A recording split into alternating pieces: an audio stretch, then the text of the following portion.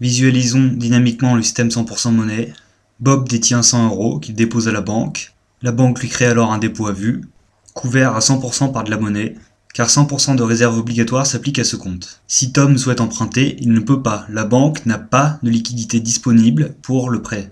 Il faut que Bob décide de mettre une part de son compte en épargne. Imaginons qu'il mette 70 € en épargne.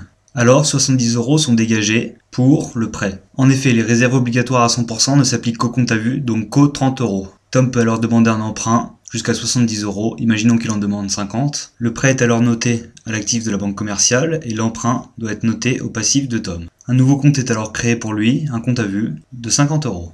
Les 100% de réserve obligatoire s'appliquent aussi à ce nouveau compte de 50 €. La banque doit alors vérifier 80 € de réserve obligatoire. Il ne lui reste alors plus que 20 € de disponible pour du prêt. La monnaie peut aussi provenir d'autres sources. Imaginons que Tom achète 50 € d'actions.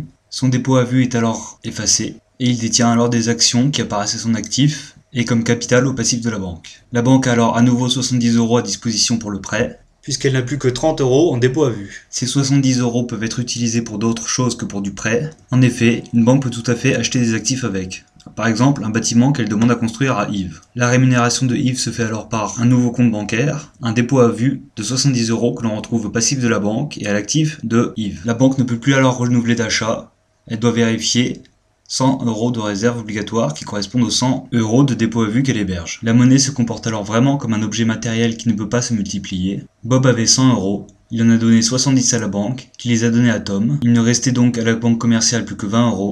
Tom lui a à nouveau donné 50 € par le biais d'achat d'actions, ce qui fait 70 € dans la poche de la banque commerciale, qui ont été dépensés pour l'achat d'un bâtiment à Yves. La banque est alors illiquide, elle ne peut plus rien dépenser. Et Yves détient ses 70 €.